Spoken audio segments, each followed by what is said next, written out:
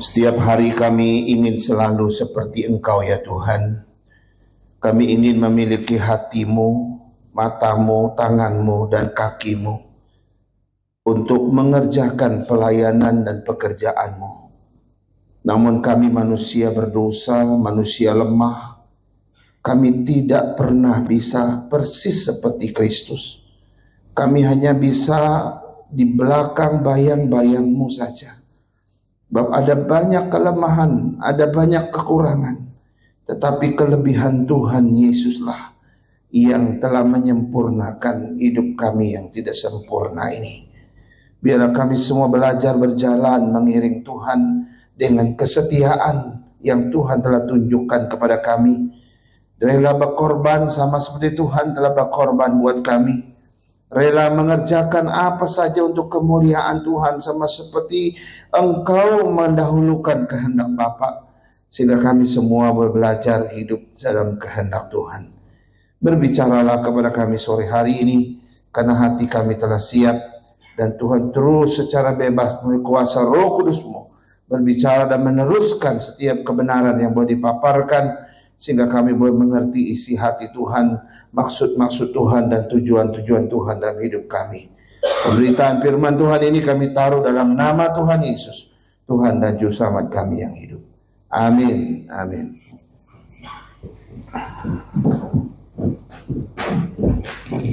Ya, shalom Bapak Ibu Saudara sekalian. Kita terus bersyukur karena minggu-minggu yang lalu kita baru saja merayakan hari kematian dan juga kebangkitan daripada Yesus gitu ya. Tetapi sekarang kita kembali ke tema kita ya. Sekarang tema kita hari ini adalah, belum dipindahin. Ya, tema kita hari ini masih di spiritual gift yang ketiga ya. Yang ketiga ini sudah mulai dari awal April nanti sampai akhir Mei, 2 bulan berturut-turut. Hanya khusus dua kali ibadah kemarin kita punya tema yang berbeda. Nah, hari ini kita akan melihat karunia rohani menurut Roma 12 ayat 6 sampai 8 Saudara. Ya, karena itu mari kita baca bersama-sama dulu 3 ayat yang menarik untuk kita baca menjadi dasar daripada kita punya firman Tuhan. Mari kita baca dengan bersuara. 2, 3. Demikianlah kita mempunyai karunia yang berlain-lainan menurut kasih karunia yang dianugerahkan kepada kita. Jika karunia itu adalah untuk bernubuat, baiklah kita melakukannya sesuai dengan iman kita. Jika karunia untuk melayani, baiklah kita melayani. Jika karunia untuk mengajar, baiklah kita mengajar. Jika karunia untuk menasihati, baiklah kita menasihati. Siapa yang membagi-bagikan sesuatu, hendaklah ia melakukannya dengan hati yang ikhlas. Siapa yang memberi pimpinan, hendaklah ia melakukannya dengan rajin. Siapa yang menunjukkan kemurahan, hendaklah ia melakukannya dengan sukacita. Saudara, 2 minggu lalu kita baru belajar tentang pandangan yang salah tentang karunia rohani. Kemarin kita udah belajar ada satu kelompok orang yang menamakan dirinya sesasionisme, yaitu mereka bilang karunia rohani itu sudah nggak ada zaman sekarang. Karunia rohani itu hanya ada zaman para rasul, hanya ada ketika awal daripada munculnya gereja. Setelah Alkitab selesai, yang sempurna itu datang, maka yang namanya karunia udah nggak dibutuhkan, gitu ya. Lalu kemarin kita juga sudah belajar tujuan karunia diberikan. Ya, pertama untuk memperkuat persekutuan jemaat. Ya, kalau ada karunia, kita makin dekat, makin kuat persekutuan kita. Kalau ada karunia, itu juga memperluas jangkauan pelayanan kita.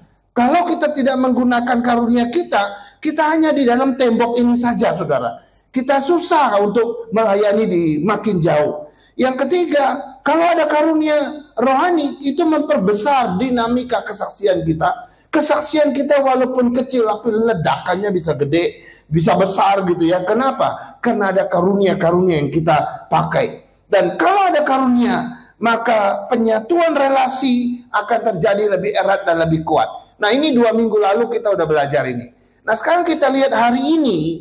Ya, hari ini kita belajar tentang karunia-karunia rohani yang ada di dalam Roma 12 6 sampai 8. Di situ ada 7 karunia. Karunia bernubuat, karunia mengajar, menasehati, memimpin dan membagikan sesuatu, dan juga karunia kemurahan. Karena itu pertanyaannya ya, apa itu karunia bernubuat? Apa itu karunia melayani? Apa itu karunia mengajar? Apa itu karunia menasihati? Membagi-bagikan sesuatu? Karunia memimpin itu apa? Dan nanti kita akan lihat apa itu karunia kemurahan.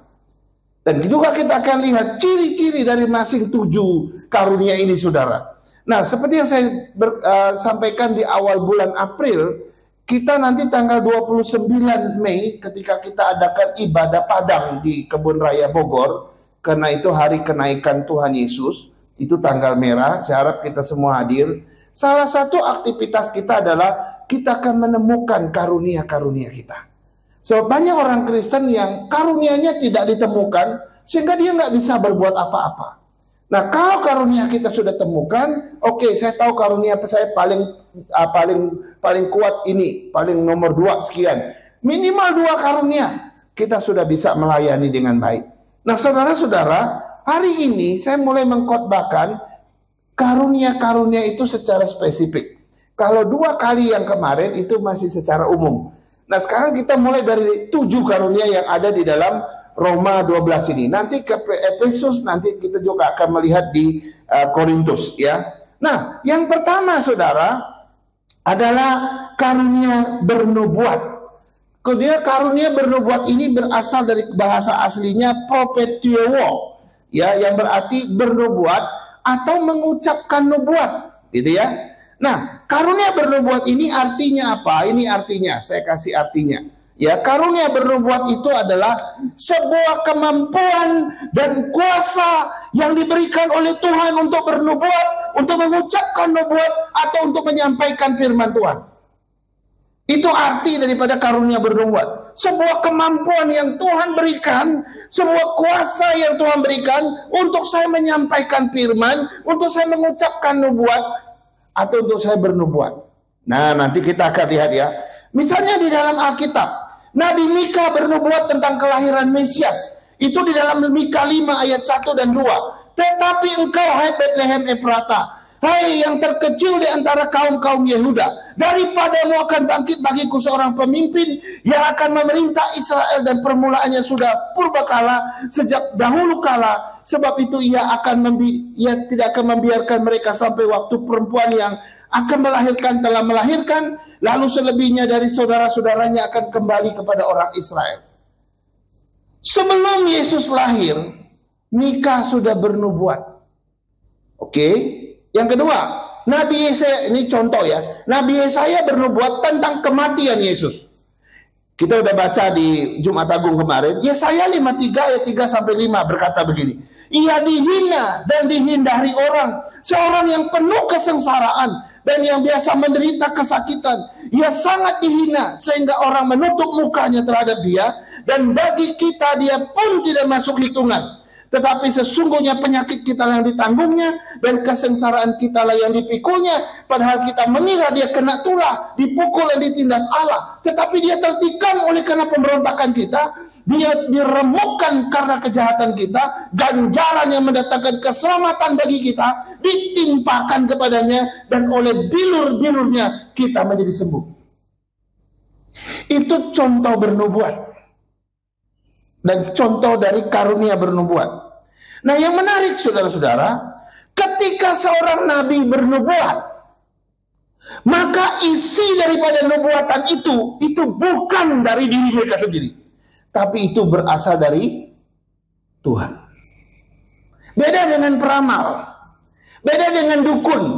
Kalau peramal itu dia ngeramal-ngeramal, itu semua dia yang ukur, dia yang meraba-raba, dan berita dia itu berita dari dirinya sendiri. Makanya yang tukang peramal itu suka tidak tergenapi.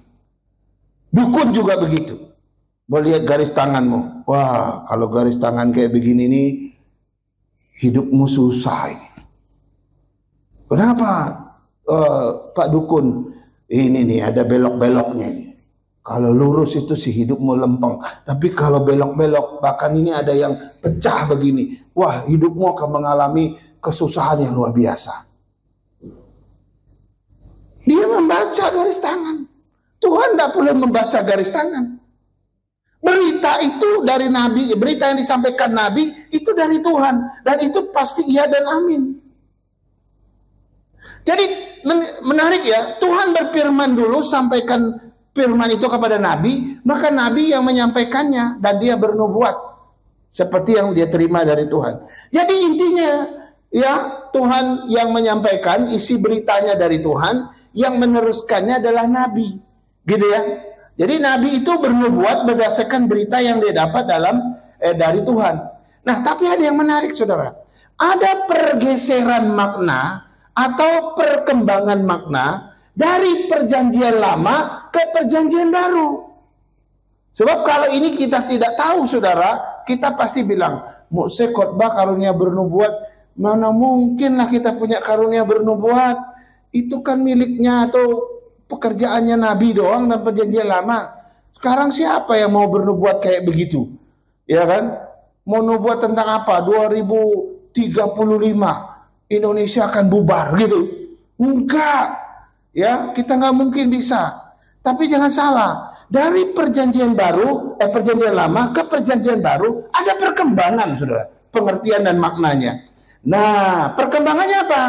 Bernubuat dalam perjanjian baru adalah seseorang yang menyampaikan firman Tuhan kepada orang lain.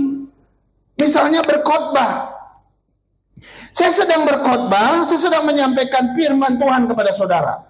Dan firman Tuhan ini yang saya sampaikan ini bukan dari diriku sendiri. Firman Tuhan ini adalah hasil pergumulan dengan tema dan firman Tuhan menjadi sumbernya.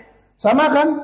Nabi dapat firman dari Tuhan, dia sampaikan. Sekarang dalam perjanjian baru, firman kau dapatkan dalam pergumulanmu dengan Alkitab, firman Tuhan itu kau sampaikan. Maka ketika engkau berkhotbah, ketika kau menyampaikan firman Tuhan kepada saudaramu, kepada bapakmu yang belum percaya Tuhan, kepada ibumu yang belum mengenal Tuhan, kepada saudara-saudaramu yang belum mengenal Tuhan, atau kepada orang-orang yang perlu kau selamatkan, kau sampaikan firman, kau sedang melakukan karunia bernubuat. Tapi jangan salah, kita akan lihat ciri-cirinya nanti. Apa betul kita memiliki ciri itu? Jadi karunia bernubuat itu nggak sebatas para nabi dan para rasul. Sekarang fungsi karunia bernubuat itu ada pada kita sampai hari ini.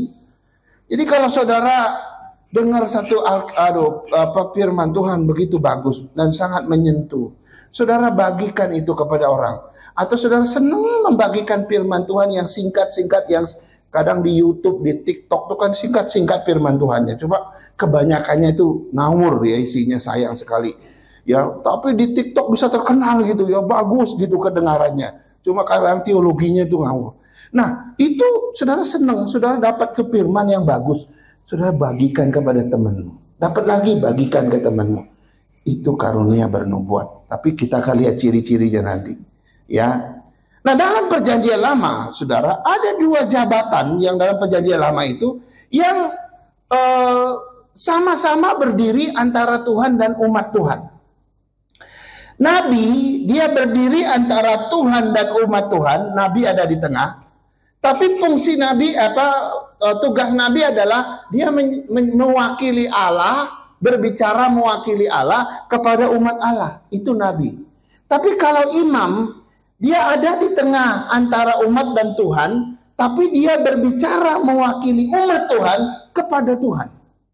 Nah, ya, kalau Nabi dia mewakili Tuhan ngomong sama umat, kalau imam dia mewakili umat bicara kepada Tuhan. Tapi dua-dua jabatan ini ada di tengah. Ada di tengah. Nah, kadang-kadang saudara, Nabi itulah yang akhirnya menyampaikan nubuatan-nubuatan dari Tuhan. Nah, sekarang saudara, dengan demikian, setiap orang yang menyampaikan firman Tuhan, setiap orang yang memproklamirkan firman Tuhan kepada orang lain, setiap orang yang boleh menjelaskan firman Tuhan itu kepada orang yang yang kita kenal misalnya, maka engkau sedang melakukan yang namanya karunia nubuat. Nah, sekarang kita lihat ciri-cirinya. Ciri-ciri karunia bernubuat yang pertama adalah menyukai pengajaran firman Tuhan yang dalam. Sambil saudara mengecek-ngecek, ada nggak karunia ini padaku? Ada nggak karunia ini pada saya? Lihat ciri-cirinya ya, satu-satu ya. Pertama saudara, orang kalau punya karunia bernubuat, ya artinya orang yang punya karunia bisa selalu senang menyampaikan firman Tuhan. Yang pertama, mereka menyukai firman Tuhan yang dalam. Mereka tidak puas kalau cuma belajar firman Tuhan tuh cuma kulit-kulit luarnya aja. Cuma dangkal-dangkal saja, enggak. Orang kalau punya karunia bernubuat itu, dia senang sekali belajar firman Tuhan secara dalam. Ya, dan itu membuat mereka haus, lapar ya akan firman Tuhan, menyukai doktrin-doktrin dasar, ajaran-ajaran dasar. Bahkan mereka ini bisa disebut mereka menyukai makanan yang keras, bukan makanan yang lunak. Kalau makanan yang keras kan orang dewasa makan makanan yang keras. Tapi kalau bayi itu makan makanan lunak. Makanya Paulus pernah bilang, kamu nggak dewasa-dewasa, karena kamu cuma pingin makannya yang lunak-lunak aja. Kapan kamu bisa dewasa, bisa makan makanan keras? Nah, orang-orang yang memiliki karunia ini, saudara, mereka menyukai doktrin-doktrin, ajaran-ajaran yang dalam. Ya, yang kedua, ya, mereka mampu menyampaikan pesan firman Tuhan dengan jelas. Jadi orang kalau punya karunia bernubuat, apa yang dia sampaikan, firman yang dia dapatkan dari Tuhan, dari perenungan dia atau dari manapun, dia mampu menjelaskannya kepada orang lain, pesan firman Tuhan itu dengan jelas. Nggak kabur, saudara. Ya, dia sampaikan dengan jelas, nggak muter-muter, nggak kabur gitu ya. Kemudian ada konfirmasi dari orang lain, bilang begini, wah kamu kalau menyampaikan firman Tuhan, jelas banget loh. Saya senang kalau kamu sharing firman Tuhan. Tapi kalau si itu firman Tuhan, aduh muter-muter, itu intinya apa? Saya nggak ngerti. Tapi kalau kamu yang sampaikan, wah senang saya itu, saya jelas sekali kan kalau kamu yang sampaikan firman. Saudara, ada kemungkinan orang itu punya karunia bernubuat. Yang ketiga, dia mampu berbicara di depan umum dengan firman Tuhan yang meyakinkan. Ya, dia menguasai public speaking dengan baik, kalau bahasa kerennya gitu ya. Mampu menjelaskan, menguraikan pesan firman Tuhan dengan baik. Ya, jadi menarik ya. Dia ngomong itu jelas, publik mendengar itu juga dengan jelas. Ya. Yang keempat, yang terakhir, ciri daripada karunia bernubuat, mampu mendorong orang lain mentaati firman Tuhan. Jadi dia nggak cuma senang jelaskan firman Tuhan, dia cuma hanya mampu berbicara, tapi yang menarik yang keempat, dia juga mampu mendorong orang untuk mentaati firman. Orang kalau dengar dia menyampaikan firman, dia pulang dia ambil keputusan, iya ya benar firman Tuhan yang disampaikan oleh Bapak itu. Saya rasa ditegur, saya harus ubah hidup saya. Jadi waktu pulang kita pulang dengan satu perubahan hidup ya. Nah ini kemungkinan orang yang punya karunia bernubuat. Sehingga banyak orang bisa berubah, membuat suatu ketaatan gitu ya. Mereka mendengar akhirnya mengambil keputusan atau mungkin bertobat sekalipun. Bisa saudara. Nah ini karunia bernubuat. Sekarang kita lihat karunia yang kedua, yaitu karunia melayani saudara. Karunia melayani itu berasal dari kata diakoneo, melayani atau mengabdi. Maka kita sering mengenal diakonia. Diakonia itu pelayanan atau pengabdian gitu ya. Tapi diakonio ini melayani atau mengabdi gitu ya. Nah sekarang kita lihat pengertiannya itu. Karunia melayani adalah sebuah kemampuan dan kuasa, sekali lagi, selalu akan memakai sebuah kemampuan dan kuasa yang diberikan oleh Tuhan untuk melayani dan mengabdikan diri bagi orang lain. Ini orang yang punya karunia melayani. Tadi karunia bernubuat. Kira-kira sudah ada yang dapat, wah kayaknya ini karunia saya banget, gitu ya. Saya nggak tahu ya. Sekarang karunia melayani, saudara. Nah, karunia melayani itu lebih menekankan pelayanan yang sifatnya praktis, ya, daripada yang teoritis. perbuatannya dengan kata-katanya itu sama, ya kan? Mereka memiliki karunia melayani, biasanya itu punya kemampuan untuk bertahan, mengabdikan diri di dalam satu pelayanan. Mungkin orang bisa mundur, dia tidak akan gampang mundur. Dia akan bertahan di situ. Karena orang kalau punya karunia melayani, itu pasti punya kemampuan bertahan. Dia tidak mudah menyerah. Ya, orang lain mungkin sudah pergi ambil keputusan untuk meninggalkan pelayanan itu, tapi dia tidak. Ini orang punya karunia melayani, saudara. Pada tahun 99, saya lupa persis tahun 99, kami adakan pelayanan tim misi ke pedalaman Kalimantan. Saya dengan gembala saya berdua, hamba Tuhan, ada suami istri orang Tionghoa di Magelang. Bilang, Muse kami ikut ya. Ya sudah, kita berempat. Status istrinya majelis juga, suaminya sih aktivis biasa. Oh mereka mau ikut, ya boleh, ajak aja. Biar mereka juga bisa bersaksi bagaimana mereka terima Tuhan dan sebagainya. Ikut saudara. Waktu sampai di kota saya itu belum start itu. Kami di situ kalau nggak salah 3 atau 4 hari pelayanan di kota Tanjung Selor itu. Nah, tapi sebelumnya memang kami sudah bilang, Bapak, Ibu, karena waktu itu di pedalaman itu belum seperti sekarang. WC-nya itu nggak ada WC di rumah, sudah WC yang di sungai. Tahu ya, di sungai. Kalau mau buang hajat itu mesti di sungai. Kalau orang nggak biasa buang hajat di sungai itu susah keluarnya. Karena ada perasaan kayak apa? Karena harus setengah tenggelam gitu kan. Jadi kita udah bilang, Ibu kalau mandi apa semua kemungkinan juga akan di sungai. Ya, syukur-syukur ada WC. Bawa sarung ya Bu, supaya nanti mandinya enak di sungai. Saudara, apa yang terjadi? Jadi 3 hari kami di situ, mereka sudah merasa down, saudara. Mereka merasa kayaknya kita dua nggak mampu ini. Kami belum start, dan itu hampir 40 gereja yang kami akan layani, saudara. Nah, hari terakhir besok mau berangkat, sore ini bilang kami dua mau pulang aja ke Magelang. Kenapa? Aduh, kayaknya nggak sanggup di sini. Saudara, gampang menyerah. Orang yang nggak bertahan dalam sebuah pelayanan, ada kemungkinan kau tidak punya karunia itu. Orang yang punya karunia melayani, dia akan bertahan. Sekalipun itu tantangan, penderitaan, dan pencobaan sekalipun, dia akan tetap mengabdikan diri. Dan tidak hanya itu, saudara. Orang yang memiliki karunia melayani tersebut, itu diidentikan dengan orang yang melayani meja. Saudara, kalau ke restoran, kan kita mau pesan makan tuh, yang datang bawa menu itu pelayan meja. Mereka selalu siap, dipanggil, tolong, ini sudah mau catat nih, pesan apa saja, oh pesan ini, pesan ini, pesan ini, dia catat, saudara. Nah, seorang pelayan meja itu ya, kalau dalam bahasa aslinya itu disebut doulos. Doulos atau daulos. Daulos ini hamba, pelayan atau budak. Ya kan? Nah, mereka cuma tahu melayani, mengabdikan diri sama bosnya. Cuma itu.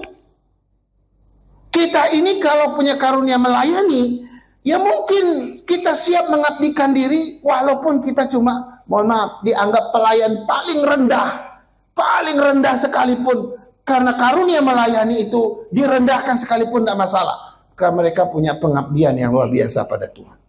Nah, kita lihat ciri-cirinya sekarang. Ciri-ciri karunia melayani itu pertama, mereka punya inisiatif yang tinggi dalam melayani orang lain. Ya, mereka nggak perlu disuruh-suruh, mereka nggak perlu didorong-dorong, nggak perlu dimotivasi. Mereka inisiatif sendiri. Begitu melihat satu kejanggalan, dia mengerjakannya. Pernah nggak lihat orang ada tisu lagi tergeletak di lantai? Tisu yang sudah kotor jadi sampah di situ. Orang lewat bolak-balik, nggak ada yang inisiatif mau ambil. Sederhana, saudara. Orang kalau punya karunia melayani, dia lihat tisu itu langsung dia ambil, saudara. Buang ke tempat sampah. Jangan anggap itu sepele. Itu adalah satu ciri orang yang di dalam dirinya itu mau melayani, karunia pelayanan. Ya, udah banyak orang bolak-balik situ nggak ada, lihat tisu ada tapi nggak mau ambil. Tapi ada orang tiba-tiba ambil dan buang. Itu karunia pelayanan. Ya. Jadi mereka itu punya inisiatif yang tinggi. Yang kedua, ciri mereka yang punya karunia melayani itu adalah mereka senang kalau orang lain minta pertolongan mereka. Ko, tolong aku dong ko. Oh, butuh apa kamu? Mudah-mudahan aku bisa bantu. Apakah ada yang bisa aku bantu? Setelah dia kasih tahu, waduh kalau memang nggak bisa ya dia mau apa? Paling dia mencari solusi di temannya yang lain, kita nggak tahu. Tapi kalau dia bisa, Alkitab mengatakan mereka tidak akan menahan kebaikan itu kepada orang lain. Itu orang yang punya karunia melayani. Senang kalau orang minta tolong sama mereka. Yang berikut, mereka tidak hitung-hitungan dalam dalam melakukan pelayanan itu.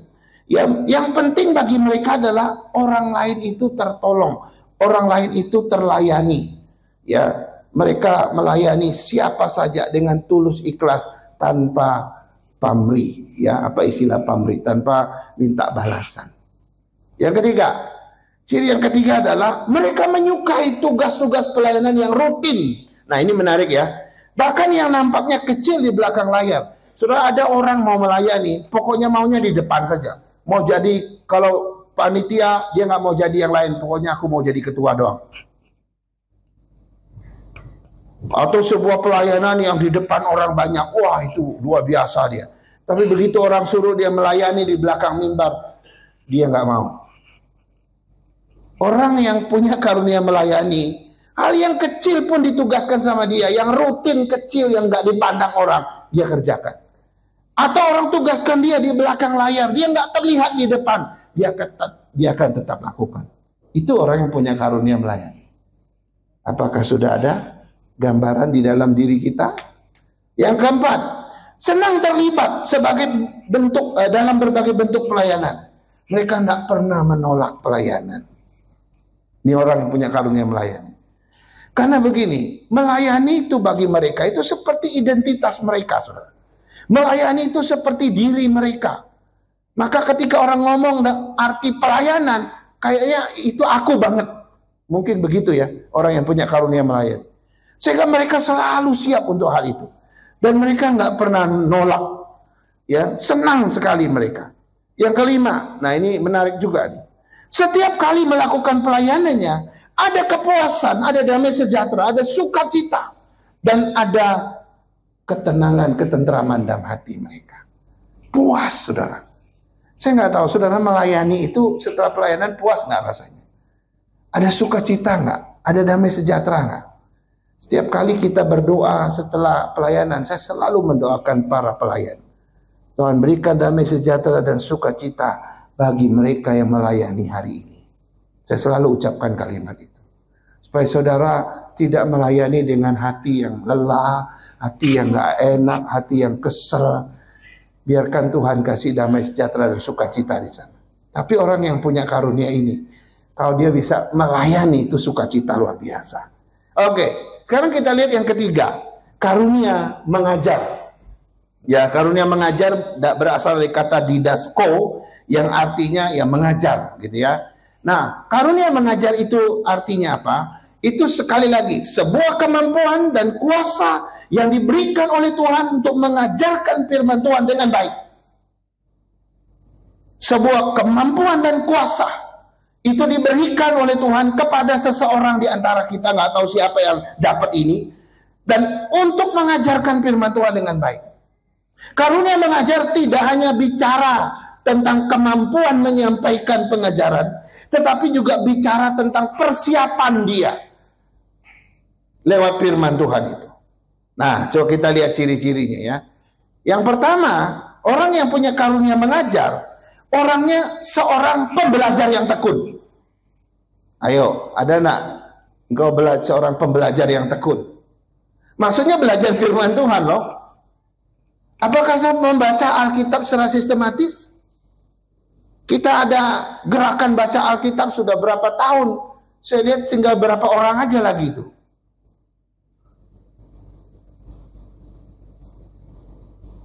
Apakah kau merenungkannya secara sistematis? Saudara, menarik. Ya. Ada orang yang dia apa? Orang yang punya karunia mengajar ini, saudara, mereka mampu belajar. Mampu belajar. Nah, tapi ada masalah. Banyak orang mau belajar, tapi nggak mampu belajar. Berarti itu tandanya mungkin karunia itu tidak ada padamu. Mau belajar nggak? Mau, saya mau belajar, tapi nggak mampu saya. Oh, mungkin karunia itu tidak ada padamu. Yang kedua, suka belajar, ya. Banyak orang mampu belajar, tetapi nggak suka belajar. Mungkin, oke, engkau seorang yang pintar, engkau seorang yang mampu belajar sebenarnya. Tapi kemampuan belajarmu itu nggak diimbangi dengan suka belajar. Nah, ini kayak minat dan bakat itu loh. Ada orang punya bakat, tapi kalau dia nggak punya minat, sama aja nol, betul? Tapi ada orang punya minat tinggi sekali, mau belajar 10 jam dalam satu hari belajar piano, tapi nggak ada bakat, sama juga. Yang paling terbaik ketika kau punya bakat, kau juga punya minat yang tinggi. Wah, itu bisa jadi pemain piano internasional. Sama. Banyak orang mau belajar tapi nggak mampu belajar. Tapi ada orang yang sebenarnya mampu belajar tapi nggak suka belajar. Mungkin karunia mengajar tidak ada padamu. Ya. Yang kedua, ciri orang yang punya karunia mengajar. Mereka mampu mentransfer, mengajarkan hasil belajar mereka kepada orang lain. Apa yang mereka pelajari tadi, saudara, mereka dapat sejumlah data yang begitu bagus. Nah, waktu mereka mengajarkannya kepada orang lain, itu punya kemampuan mentransfer, bukan kayak transfer uang itu ya, bukan juga kayak transfer penyakit ke binatang kayak muslim gitu ya. Tapi ini maksudnya pengetahuan mereka, apa yang mereka sudah belajar, mampu diajarkan kepada orang lain. Saudara, dulu waktu saya sekolah S1, ada satu dosen kami di kampus, dia doktor dari Filipina. Oh, hebat dong, namanya doktor. Di sekolah kami dia pertama kali doktor lah. Semua yang lain masih MDiv waktu itu doktornya susah. Dia sudah dapat doktor sudah. Tapi kalau dia ngajar, semua mahasiswa ngomong, kok kita nggak ngerti ya? Dia susah sekali menyampaikan. Dia pintar nggak? Pintar orang ini. Orang Jogja. Tapi ketika dia mengajar, kita dibikin putar sama dia. Saya yang merasa sudah bisa memberi perhatian sepenuh-penuhnya saja susah sekali mengerti. Pernah ada ketemu orang begitu? Pernah kan? Berarti kalau dia nggak punya kemampuan mentransfer itu, sebenarnya dia tidak punya karunia mengajar. Mungkin yang lain. Kalau orang nggak punya karunia mengajar, dia mampu.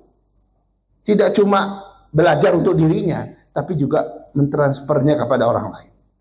Yang berikutnya, yang ketiga, mereka kreatif, inovatif, dan imajinatif. Wah, ada satu dosen saat sekarang, dia dosen khusus berkhotbah. Kalau dia khotbah dia yang paling terkenal itu khotbah model naratif. Kalau dia berkhotbah, dia bikin kita berimajinasi. Waduh, kisah Alkitab yang 2000 tahun yang lalu seolah-olah ada di depan mata, saudara. Itu luar biasa itu. Berimajinasi dia bikin begitu. Kayak siapa itu penatua yang dibawa ke jalan jalan apa itu yang ketemu si Ratu Ethiopia itu. Tuhan bawa dia ke jalan yang sepi. Lalu dia cerita, kenapa Tuhan bawa saya ke sini? Dia lihat ujung jalan tidak ada orang. Lihat ujung jalan, dia nggak tahu apa maksud Tuhan bawa dia di situ. Tiba-tiba Tuhan terbangkan dia di situ dalam kisah itu. Ya, sida-sida dari Ethiopia itu ya. Lalu dia mulai membawa kita berimajinasi. Kalau zaman sekarang katanya dia ambil handphone, dia keluarin, dia bikin status, sepi bro. Wah, kita mendengar khotbah yang begitu tuh iya ya, real sekali gitu ya. Tapi kalau kita baca Alkitab kita, ini susah gitu ngertinya. Tapi mereka punya kemampuan gitu. Yang keempat, memiliki pengetahuan yang luas. Loh, orang yang punya karunia mengajar itu punya pengetahuan yang luas. Informasi mereka luar biasa. Karena suka baca buku-buku. Ya, mereka baca buku, baca apa. Sekarang kan makin mudah lagi belajar gitu ya. Jadi dalam mengajar selalu ada hal-hal yang baru, hal-hal yang informasi yang baru. Ini orang yang punya karunia mengajar. Yang kelima, senang mengajar. Suka membagikan apa yang mereka ketahui kepada orang lain. Dan yang keenam, mampu menjelaskan. Nah, ini dia yang menarik. Orang yang punya karunia mengajar, saudara, mereka mampu menjelaskan ayat-ayat yang sulit dalam Alkitab. Mereka bisa. Kita bingung ya, ini ayat ini maksudnya apa? Tapi mereka bisa jelaskan. Ini yang ketiga. Sekarang kita yang keempat. Yang keempat adalah karunia menasihati. Berasal dari kata parakaleo, ya, menasihati. Apa artinya karunia menasihati? Karunia menasihati adalah sebuah kemampuan dan kuasa, sekali lagi sama ya, yang diberikan oleh Tuhan untuk menasihati, memberi nasihat yang baik dan benar kepada orang lain yang membutuhkan nasihat itu. Kayaknya banyak yang punya karunia ini. Ketemu nasihatin orang, ketemu nasihatin orang gitu ya. Sampai orang bosen gua gitu ya. Tapi belum tentu juga ya. Nah, coba kita lihat ciri-cirinya. Karunia menasihati. Pertama, mereka senang memberi nasihat.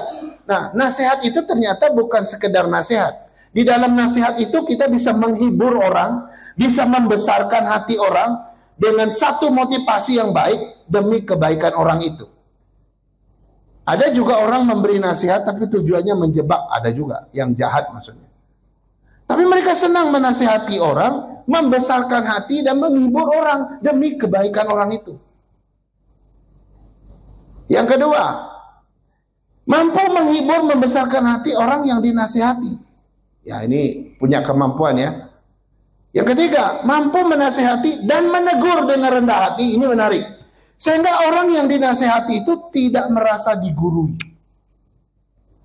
Saya chat dengan satu teman saya, pendeta, chat gitu ya. Tanpa sadar dia bilang begini, oh iya ya, GP Kris mestinya kayak gini ya. Dia baru sadar di ujung chat dia itu, aduh maaf ya, bukan menggurui Muse, dia ngomong gitu. Saya bilang nggak masalah, kita senang kok, saya senang diskusi dengan Bapak untuk memberi masukan buat saya. Saudara, hati-hati saudara ya. Kita menasihati, tapi kalau tujuan kayak menggurui itu sudah tidak benar. Kita ini ada di dalam budaya yang sangat ketat.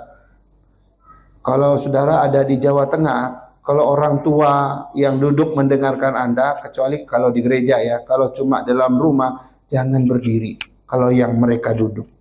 Terus kalau kita berdiri di depan mereka, jangan silangkan tangan begini atau begini ke belakang, jangan. Atau begini, jangan. Harus sopan. Wah, itu susah sekali. Nah, kebanyakan kalau yang saya temukan itu, aduh, di antara kita khususnya orang-orang Tionghoa ya, apalagi dari Bangka, dari Belitung gitu ya. Kita menasihati orang justru dalam tanda kutip seperti menggurui orang. Dan menggurui orang. Itu hati-hati saudara. Karunia menasihati, dia tidak menggurui orang. Dan orang yang dinasihati, dia merasa tidak digurui juga. Nah, itu karunia itu. Ya. Selanjutnya, masih ada. Yang keempat, mampu menasihati orang dengan prinsip-prinsip kebenaran Tuhan. Jadi nasihatnya itu nggak liar. Nggak berdasarkan pengalaman A, pengalaman B. Dia bersumber dari apa yang Alkitab katakan. Kalau tidak salah, firman Tuhan ngomong gini. Dia nggak dapat dari mana-mana. Betul dia bisa baca buku, bisa. Tapi selalu prinsip firman Tuhan. Ini yang kita sering gagal, saudara. Karunia menasihati itu seorang pendengar yang baik. Datang-datang kita mau nasihati orang gitu ya. Dari awal sampai Z kita mendominasi semua pembicaraan. Nggak ada kesempatan klien kita bicara. Wah, itu bukan karunia menasihati. Karunia menasihati itu seringkali dia harus dengar banyak dulu baru ngomong. Oke? Ini karunia menasihati. Yang keenam, seorang yang sabar, lembut, membimbing orang dengan penuh perhatian. Wah, saudara, nggak mudah ya untuk sabar. Kadang-kadang saya juga susah sabar ya. Lembut, saudara, membimbing dengan penuh perhatian. Wah, ini ciri khas seorang yang memiliki karunia rohani. Sekarang kita lihat yang kelima, pemimpin, karunia memimpin atau karunia pemimpin. Ya, ini dari proistamenos, artinya pemimpin atau memberi pimpinan. Ya, apa artinya? Karunia memimpin atau karunia memberi pimpinan adalah sebuah kemampuan dan kuasa yang diberikan Tuhan kepada kita untuk memimpin dengan baik sehingga tercipta keteraturan dan ketertiban di gereja. Itu karunia memimpin. Nah, inilah alasannya mengapa gereja membutuhkan pemimpin. Zaman Nabi Musa, saudara, Tuhan pernah mertuanya pernah ajarkan dia melalui mertua dia ya, suruh ajarkan dia, karena Musa itu mengurus urusan satu bangsa Israel di padang gurun. Dia hampir mati, saudara. Dia nggak sanggup seorang diri ngurus hampir 2 juta orang. Dia butuh orang lain. Maka mertuanya bilang, pemimpin di atas 1000 orang, di atas 100 orang, pemimpin di atas 50 orang. Harus buat begitu. Ada hierarkinya, sehingga engkau tidak terlalu capek. Nah, prinsip begini namanya prinsip pendelegasian. Dalam organisasi apapun, termasuk gereja. Bahkan prinsip hierarki atau delegasi itu datangnya dari Alkitab, yaitu dari zaman Musa. Jadi semua ilmu manajemen di dunia ini sebenarnya belajarnya dari Alkitab. Jadi orang yang punya karunia memimpin, dia tahu cara memanagenya. Tujuannya apa? Supaya teratur, supaya tertib. Cirinya, yang pertama adalah mampu mempengaruhi orang lain untuk mencapai tujuan yang sudah ditetapkan. Saudara, inti dari kepemimpinan itu adalah kemampuan mempengaruhi orang supaya bisa mencapai tujuan yang kita sudah tetapkan. Itu kepemimpinan, arti kepemimpinan yang paling dasar. Ya, jadi punya kemampuan mempengaruhi orang. Ayo kita ke sana, semua ikut. Nyebrang, ayo nyebrang. Nah, kita mampu mempengaruhi orang untuk ikut kita mencapai tujuan. Itu namanya ilmu kepemimpinan atau memimpin. Yang kedua, mampu menata, memanajemen semua tugas pelayanan dengan baik. Lalu di gereja kita ini ada diaken-diaken ya.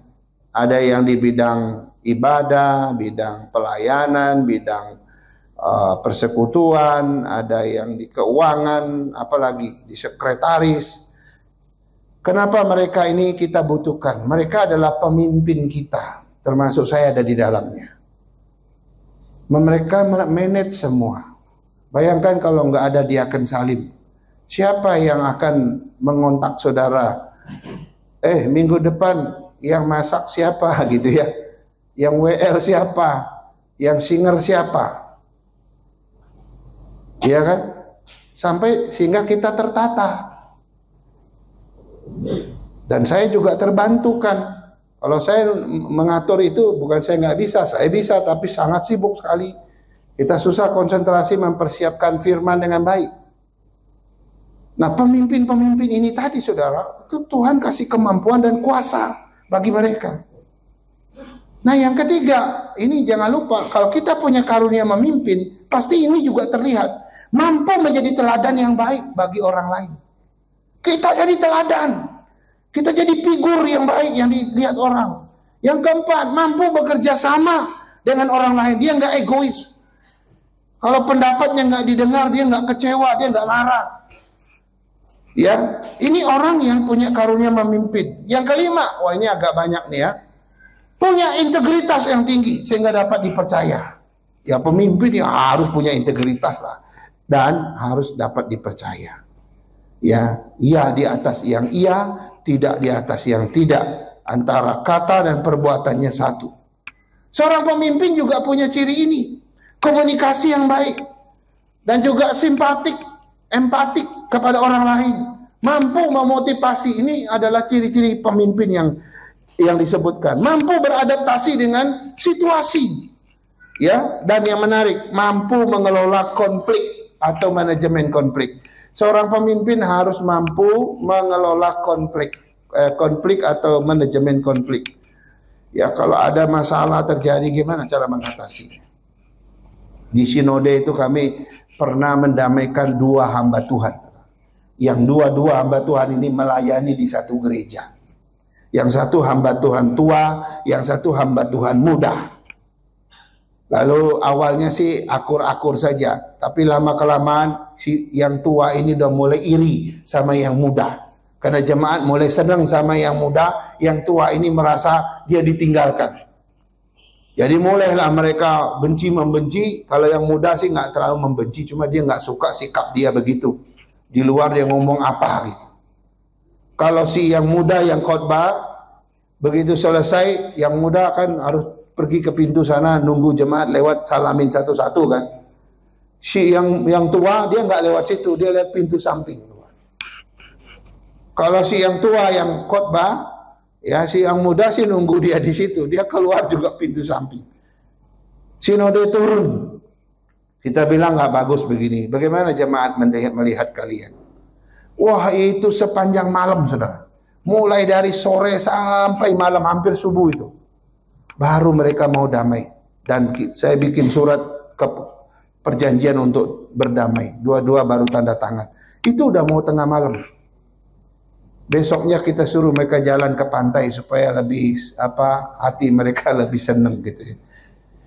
Ya, harus punya kemampuan mengatasi konflik. Itu yang namanya pemimpin. Kemudian yang ke-6, karunia kemurahan. Nah, ini karunia kemurahan ini juga menarik.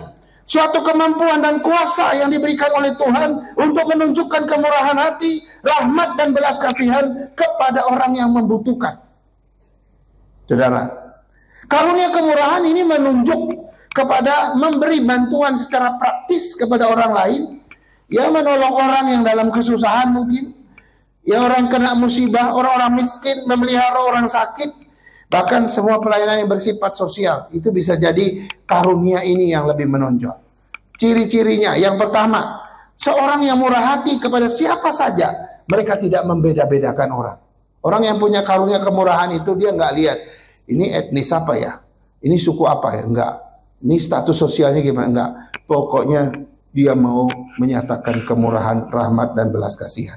Yang kedua, mereka memiliki belas kasihan seperti Kristus yang selalu digerakkan oleh belas kasihan. Di Alkitab kita sering melihat Yesus berkali-kali, ya, dikatakan maka tergeraklah hatinya oleh belas kasihan. Maka tergeraklah hati Yesus oleh belas kasihan. Terus diulang-ulang dalam Alkitab. Dan orang yang punya karunia kemurahan ini, hatinya selalu digerakkan oleh belas kasihan Kristus. Yang ketiga, mereka peka terhadap kebutuhan orang. Mereka peka terhadap kesusahan orang lain.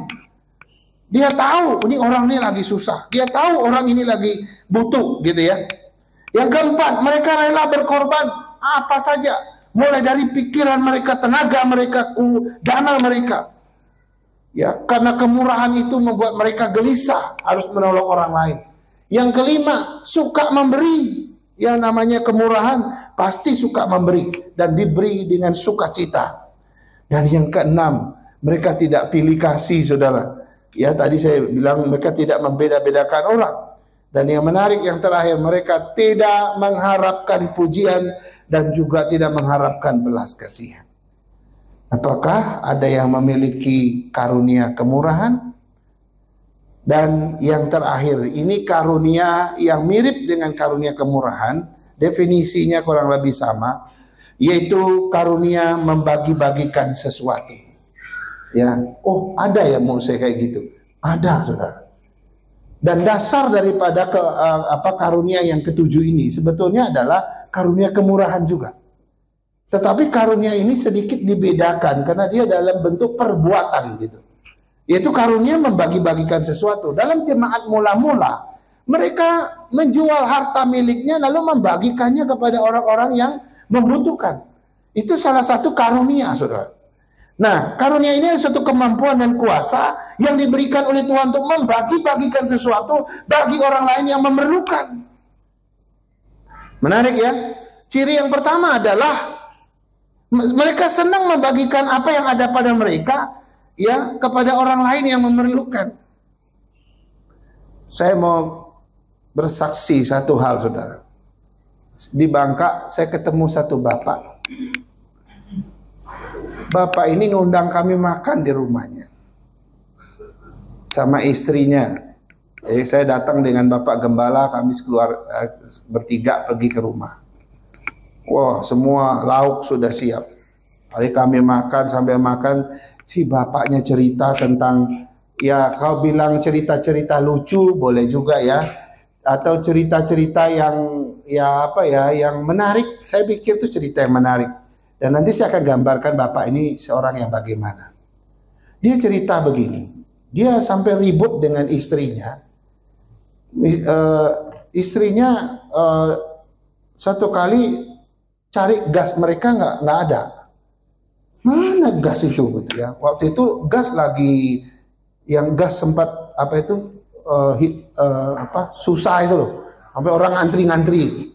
Nah di Bangka juga begitu. Nah mereka sih ada 2 gas atau berapa gas gitu ya. Tapi yang satu ini dia dengar ada orang lain yang membutuhkan.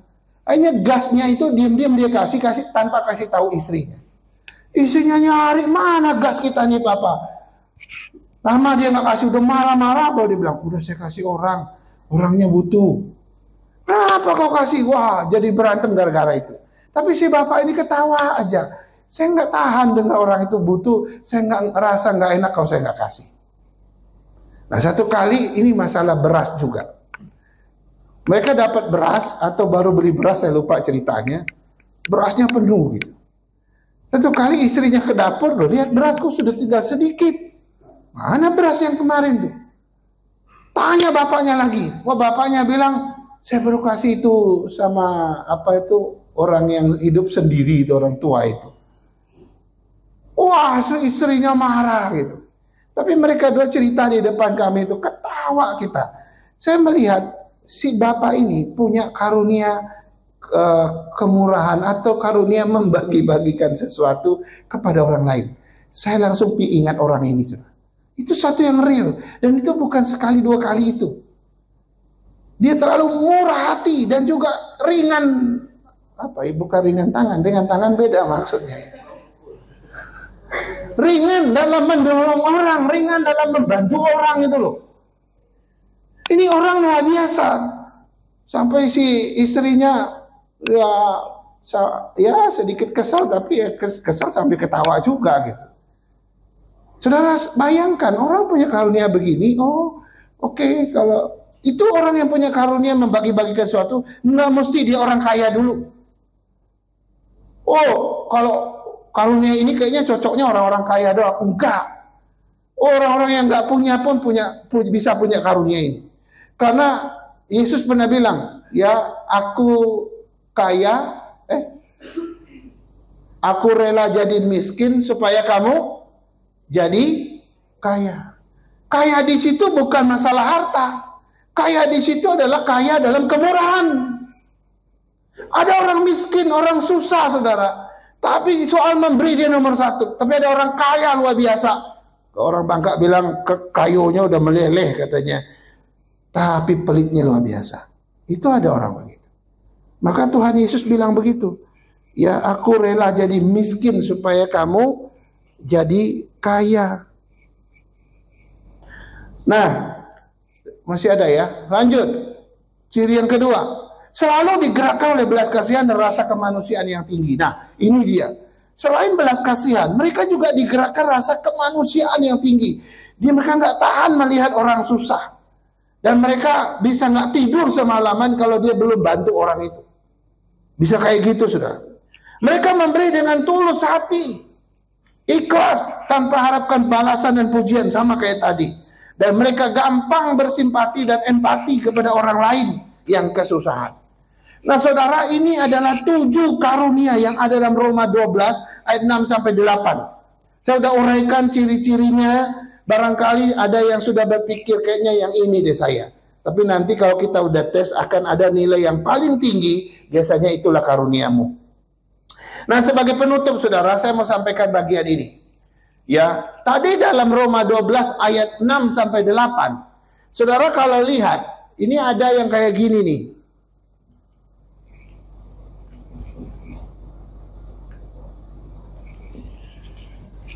Ya, selalu ada 2 kata yang diulang-ulang dalam 3 ayat itu. Dikatakan begini, jika titik, maka baiklah kita titik. Gitu ya. Itu adalah kalimat perintah, saudara. Ya, contohnya, jika karunia untuk bernubuat, baiklah melakukannya sesuai dengan iman. Jadi jika titik, maka baiklah titik. Saudara, dari susunan kalimat ini itu mengandung kalimat perintah.